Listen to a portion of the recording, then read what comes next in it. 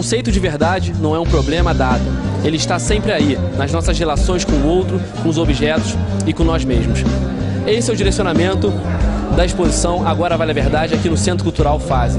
E para a gente conversar um pouco mais e entender de onde surgiu essa ideia, Ricardo Tâmela, que é o coordenador do Centro Cultural. Ricardo, parabéns pelo evento, está muito legal a exposição. De onde surgiu essa ideia de retratar esses 50 anos de descomemoração do golpe?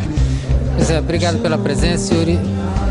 Eu diria que tem duas motivações, né? Uma é pessoal, né? Eu não vivi diretamente esse período, militei no finalzinho dele, mas não teria como passar os 50 anos sem que eu pudesse dar alguma contribuição dentro das minhas possibilidades para um momento importante, para fazer com que as pessoas reflitam, para fazer com que as pessoas revisitem tudo que aconteceu durante a ditadura, tudo que foi esses 21 anos e o que é hoje ainda, com todos os resquícios que a gente ainda tem desse período.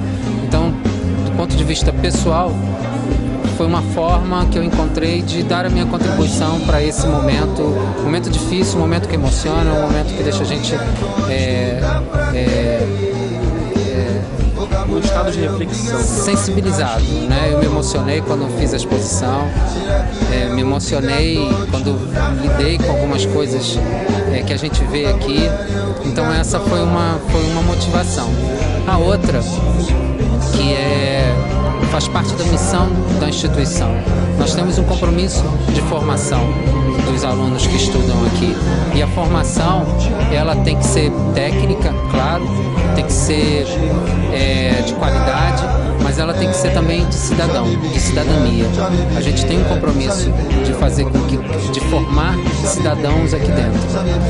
Então e não tem como você ser cidadão sem que você faça uma reflexão sobre a nossa história, faça uma reflexão sobre o nosso presente e sem que a gente possa criar oportunidades para que as pessoas se posicionem, para que as pessoas percebam que ainda há luta, que ainda há causas para serem levadas adiante. Enfim, é um compromisso da instituição, formar cidadãos. E essa exposição, ela vem nesse sentido. Como é o uso da arte nesse direcionamento? Essa semana eu revi o filme O Que É Isso, Companheiro? E tem um momento que eles estão escondidos que a Fernanda Montenegro cita: fiquei sabendo que eles estão escondidos. Ela fala: fiquei sabendo que o Gilberto Gil gravou numa música a palavra Marighella ao contrário. Então a gente vê que durante todo o período ditatorial nós tivemos essa especulação artística, né? Será que o artista quis dizer isso? Será que o artista quis falar aquilo? Então como hoje isso pode ser retratado, a arte, para manifestar esse posicionamento contra a ditadura? Nós optamos em utilizar a linguagem da arte como forma de provocação, né? A arte mexe com o emocional, a arte mexe com a nossa sensibilidade. Ela nos provoca, ela não nos entrega de mão beijada aquela reflexão, né? Ela faz com que a gente sinta alguma coisa e a partir do momento que a gente sente, a gente reflete, né? Mas é uma reflexão que vem lá de dentro, é uma reflexão que vem do que nós fomos provocados pela aquela linguagem artística que a gente está, pela aquela experiência artística que a gente está tendo naquele momento. Então a exposição teve toda essa preocupação. Por isso que nós criamos instalações, ambientes, porque cada ambiente tem uma força, né? Alguns são muito intensos, outros têm uma intensidade média e tem algumas sutilezas, né? Como as duas cadeiras. Sim. Né? Foram dois objetos colocados no espaço com uma sutileza, né? Mas que representa muita coisa. Mas que representa muita coisa. Perfeito. Vamos citar também que a própria arte, essa sutileza, essa sensibilidade que você citou, dentro também dos anos de treva, também foram censurados, né? Então, que bom que a gente hoje pode se manifestar dessa maneira. Ricardo, parabéns pela exposição, toda a faculdade, a fase. E vamos agora conversar com o Vadir Damus, que é presidente da Comissão Estadual da Verdade. Vadir, muito obrigado pela participação. Primeiramente, como andam os trabalhos da Comissão da Verdade, o que já pode ser apurado e pode ser dito? Obrigado a vocês. Nosso trabalho é um trabalho árduo, é um trabalho difícil, doloroso, né? Porque a nossa matéria-prima é a dor, né? A nossa matéria-prima é o terror, é a tristeza, né? Não há nada que nos traga alegria nesse trabalho. Quando nós conquistamos uma revelação, quando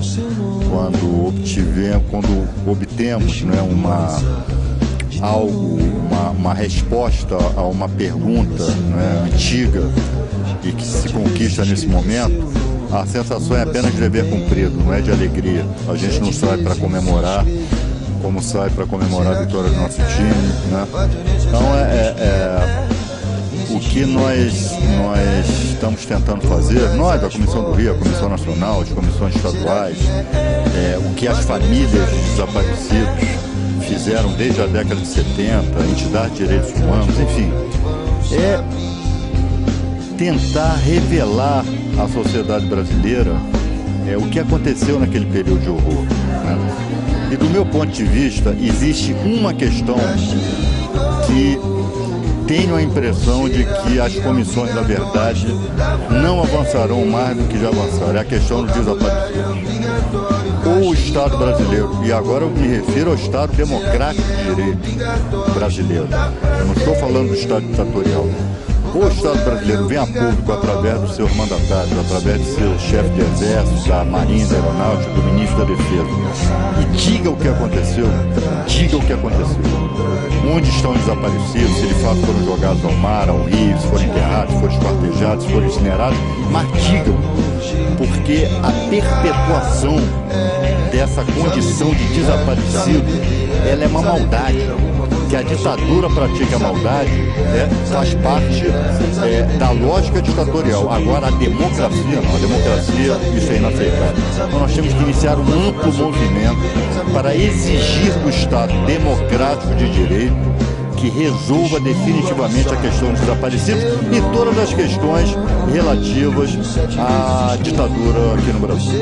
Muito bom. Vale a pena frisar, né, que realmente o que o Vadir cita é muito importante. A gente vive uma democracia muito jovem ainda no nosso país. A gente sempre viveu, pela toda a nossa história, ensaios democráticos. Nunca tivemos uma democracia que vem se consolidando como hoje. Então é fundamental que a gente tenha valentia.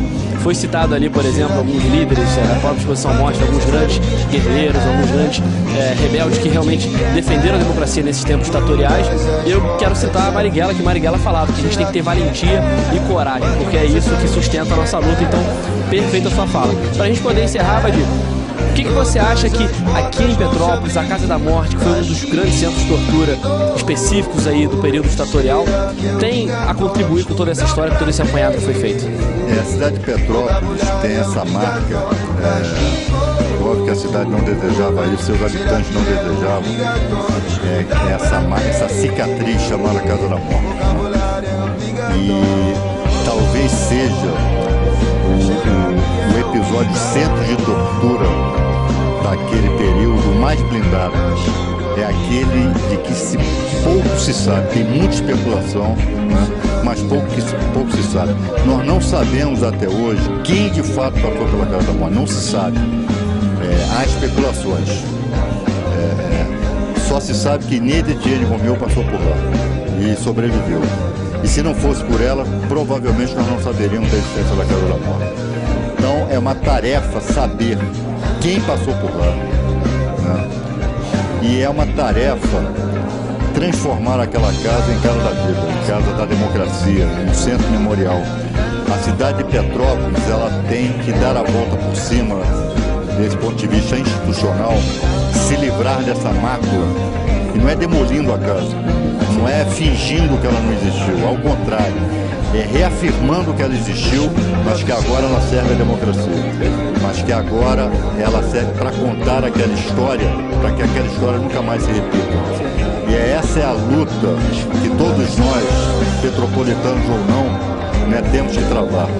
Transformar a Casa da Morte em Casa da Vida, em Casa da Democracia, em centro de memória, para que, sobretudo, as novas gerações como vocês, que não vivenciaram aquela dor, mas são solidários com ela, saibam para que nunca mais aconteça. Perfeito. Moacir, quero agradecer a sua presença, deixar já um convite estendido para um próximo momento, a gente falar um pouco sobre a sua história, sua caminhada dentro da OAB, toda a sua militância aí por esse campo de direitos humanos, e também deixar bem claro aí para você que às vezes tem uma certa dúvida de opinião sobre a ditadura, sobre a democracia, que você pode fazer uma comparação bem simples para ver o que é melhor para a população. Numa ditadura, quem defende democracia não tem direito algum de defendê-la. Já na democracia, até aquele que defende a ditadura tem o direito de o fazer. Então, essa é a grande diferença. A democracia permite aquilo que a ditadura não permite. Moacir, deixa uma mensagem final para o povo petropolitano e muito obrigado novamente. Estou à disposição, acho que o povo petropolitano não tem culpa do que aconteceu aqui, não é? Pelo contrário, ele quer a dignidade da sua cidade, e nós vamos travar essa luta juntamente com todos os habitantes da cidade de Petrópolis. E estarei sempre à disposição.